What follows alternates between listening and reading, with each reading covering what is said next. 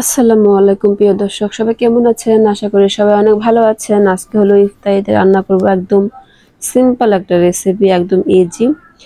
প্রথমে আলু ভর্তা করে নিয়েছি, অলরেডি বুঝতে পেরেছেন, যেহেতু আটা রেডি করে নিয়েছি। আটাটা যেভাবে নর্মালি আমরা গুলাই, একটু গরম পানি করে সেভাবে গুলিয়ে নিয়েছি, ময়দা আর কি। আর এখানে 4 পিস করে নিলাম। সমুচা বানাবো।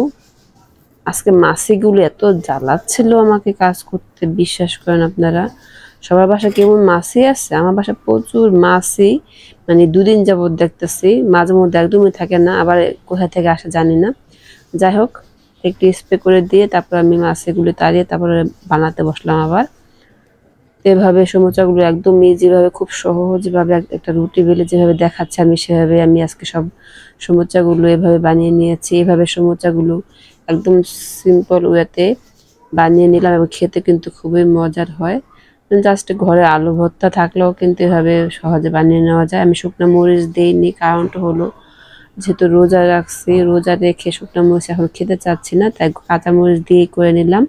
আর মানে যেভাবে নর্মালি আলু ভর্তা করি, তো সেখানে ভাজা পেঁয়াজ দিলে আমি কাঁচা পেঁয়াজ দিয়েছি একটু বেশি করে, দিয়ে আলু ভর্তাটা কাঁচা পেঁয়াজ, ধনিয়া পাতা কুচি আর কাঁচামরিচ কুচি দিয়ে লবণ দিয়ে জাস্ট নর্মালভাবে করেছি। আর একটা রুটি বেলে এভাবে কেটে 4 পিস করে কেটে এভাবে সমুচাগুলো সবগুলো আমি এভাবে বানিয়ে নিলাম। দেখুন, তো সব সমুচাগুলো আজকে আমি ভাজবো না, জাস্ট খাওয়ার জন্য কিছু ভেজে নেবো আর এগুলো ফ্রিজে রেখে দেবো কালকের জন্য। তো সমুচাগুলো এভাবে আমি ডুবো তেলে ভেজে নিব একটু। মানে এগুলো চুলা দিলে একটু মুচমুচে হয়ে যায়, লাল লাল করা লাগে না। 2-4 মিনিট চুলায় থাকলে তেলের মধ্যে অটোমেটিক এটা মুচমুচ হয়ে যায়। আর খেতে গরম গরম কিন্তু খেতে অসাধারণ, খুবই মজার একটা সমুচা। যেহেতু আমরা মানে দেখা যায় যে সময় নাই আমার, কিন্তু আজকে একটু হাতে কাজ ছিল, সেই কাজগুলি করতে করতে অনেক লেট হয়ে গেছে। তো চুলার সামনে আসতে আসতে একটু লেট হয়ে গিয়েছে আর কি। এসে দেখি যে মানে সমুচাটা বানাতে বানাতে আমার আজান দেয় দেয় আর কি ভাব। তো সমুচাটা বানাতে আমাকে একদমও সময় লাগেনি। আমি জাস্ট 2টা রুটির গোলা নিয়েছি, নিয়ে জাস্ট 2-3টা রুটির গোলা নিয়ে এভাবে আমি সুন্দর করে সমুচাগুলো বানিয়ে নিয়েছি, একদম সিম্পল ওয়েতে এবং অল্প সময়তে। যেহেতু আমার সময় কম ছিল, এই জন্য এভাবেই আমি বানিয়ে নিয়েছি, মানে আমার মতো করে।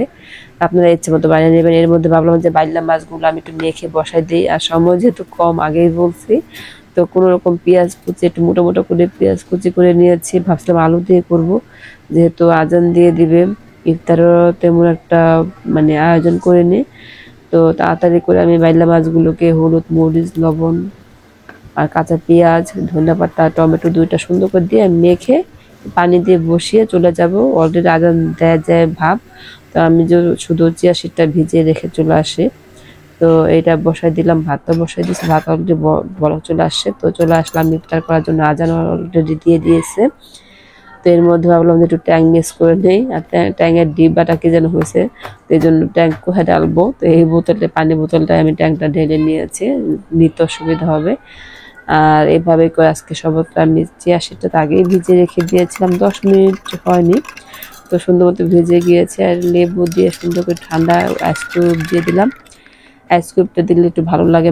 পানি, ঠান্ডা পানি দিতাম, কিন্তু ঠান্ডা পানিটা দিলাম না ইচ্ছা করে, তো আইস কিউবটা দিয়ে নিলাম, হালকা হালকা ঠান্ডা থাকবে এই জন্য। এদিকে ইফতার করে নিচ্ছি আমি। আলহামদুলিল্লাহ, রোজা আমার 5টা হয়ে গিয়েছে, আমি অনেক খুশি। সবাই আমার জন্য দোয়া করবেন, এই গরমের মধ্যে সব রোজাগুলি যেন রাখতে পারি। মোট রোজা হলো 9টা, আমি জানি 10টা, এখন শুনি যে 9টা। যাই হোক, 5টা অলরেডি আমার হয়ে গিয়েছে। সবাই আমার জন্য দোয়া করবেন, সব রোজাগুলো যেন আমি রাখতে পারি। যাই হোক, এই যে ইফতারগুলি আমি ইফতার খুলে নিলাম। ইফতার জাস্ট সমুচা 1 পিস না 2 পিস খেয়েছিলাম, খেয়ে আবার রান্না করতে চলে গিয়েছি। কারণটা হলো যেহেতু মাছটা চুলা দিয়ে আসছি, তো ওটা আবার পুড়ে যাবে, এটা খেয়াল করতে, মানে ওদিকে মানে ইফতার করতে করতে দেখা গেছে গিয়ে দেখে মাছ আমার পুড়ে যায়, যা একদম পারফেক্ট ভাবে হয়ে গিয়েছে। এই জন্য ধনিয়া পাতা কুচি উপর দিয়ে দেয়নি, যেহেতু হয়ে গিয়েছে এবং অলরেডি পুরো পুরো হয়ে গেছে, এই জন্য ধনিয়া পাতা কুচিটা আমি অ্যাড করিনি। যাই হোক, তো এখানে কিছু পাতাকপি নিয়ে নিয়েছি, একটু সাদা সাদা করে ভাপ দিয়ে একটু ভাজা ভাজা করে নিলাম।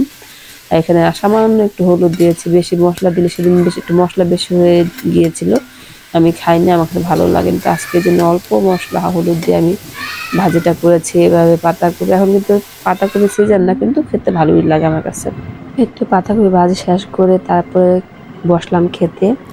একটু মাছ, পাতাকপি, লেবু দিয়ে ভাতটাকে আমি সুন্দর করে খেয়ে নিচ্ছিলাম। আর বাইলা মাছটা মানে যদিও আমি কিছুই করে নিয়ে চুলা বসা দিয়ে আসছিলাম, রান্না হয়ে গেছে এমনি এমনি, তো খেতে কিন্তু খুবই মজা হয়েছে এবং সব ঠিক মতো একদম পারফেক্ট মতো হয়েছে।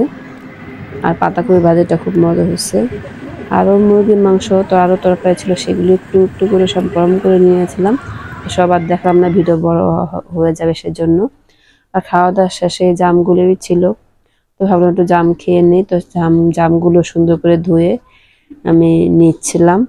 আর এই সিজনে কিন্তু একটু হলো জাম খাওয়াটা উচিত সবার। জাম হলো শরীরে রক্ত পরিষ্কার করে খুবই ভালো কাজ করে। তো সবাই জাম খাবেন, বেশি বেশি জাম থাকে 1 সপ্তাহ বলে। তো 1 সপ্তাহের মধ্যে প্রতিদিন খাওয়াটাই ভালো, খেতে পারলে ভালো আর কি। তো আজকে পর্যন্ত, সব ভালো লাগলে ভিডিওটা লাইক দিবেন, ভিডিওটাকে লাইক দিয়ে শেয়ার করে দিবেন। আল্লাহ হাফেজ সবাইকে।